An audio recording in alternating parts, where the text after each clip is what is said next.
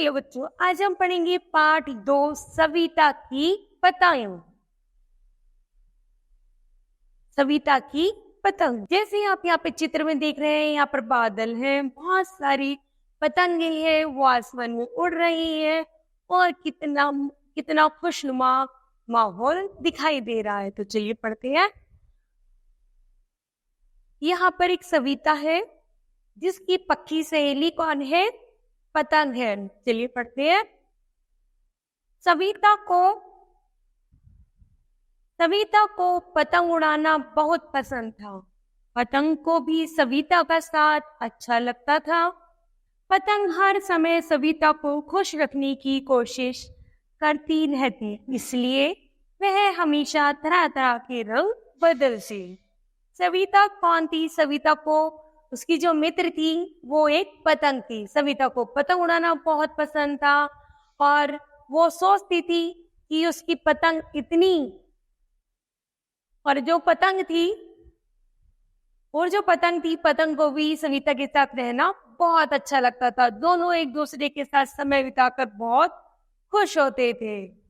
सविता पतंग के बदलते हुए रंग देखकर बहुत खुश होती और जब भी वह हंसती तो पतंग कभी गुलाबी हो जाती और जब वह नाराज होती तो एकदम डर से लाल हो जाती।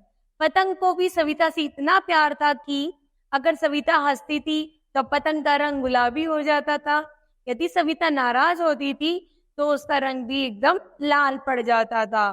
तो पतंग भी सविता को देखकर अपने हाव भाव बदलती रहती थी रंगों के माध्यम से। जब सविता कभी उदास होती थी तो वह कभी नीली कभी पीली दिखाई देने लगती और कभी कभी सविता खुशी से चहकती तो पतंग एकदम रंग बिरंगी हो जाती थी।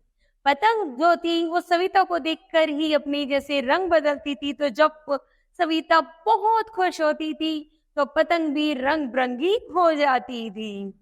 एक दिन पतंग आसमान में बहुत ऊंची उड़ रही थी और उसे नीचे उसकी डोर पकड़े सविता बहुत हंस रही थी और खुश होते हुए पतंग से कह रही थी कि तुम और ऊंची उड़ो, बहुत ऊंची उड़ो।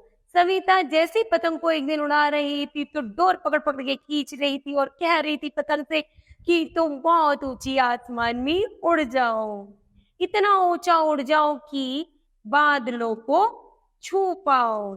सविता की बात मानकर उसकी खुशी के लिए पतंग उड़ते उड़ते बादलों के पार जा पहुंची।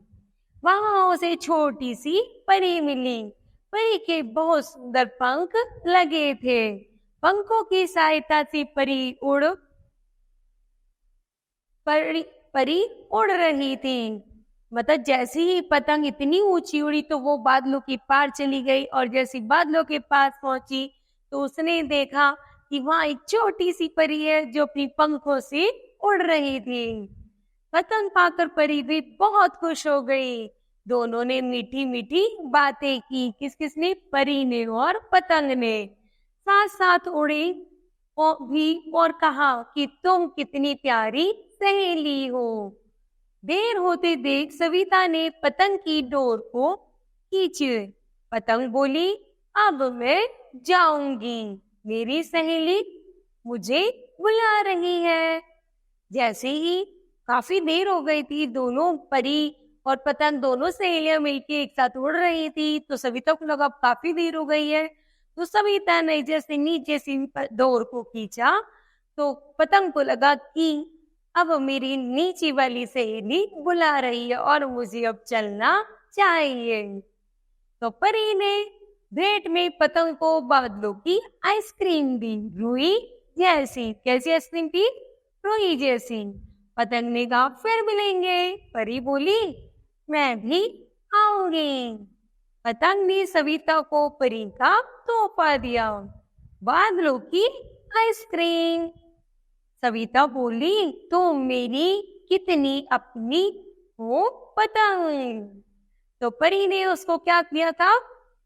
उसकी मित्र की सविता के लिए उन्होंने बादलों की आइसक्रीम दी थी जो रुई जैसी थी और कहा था जैसे वो सविता को आकर देती है तो वो सविता पतंग से कहती है, तुम मेरी कितनी अपनी हो पतंग। ठीक है। तो जैसे दोनों सहेलियों में आपस में प्यार था, फिर जैसे ही पतंग परी के पास गई तो उन दोनों में प्यार हो गया और दोनों एक दूसरे से एक दूसरे को उपहार स्वरूप भेंट देने लगे।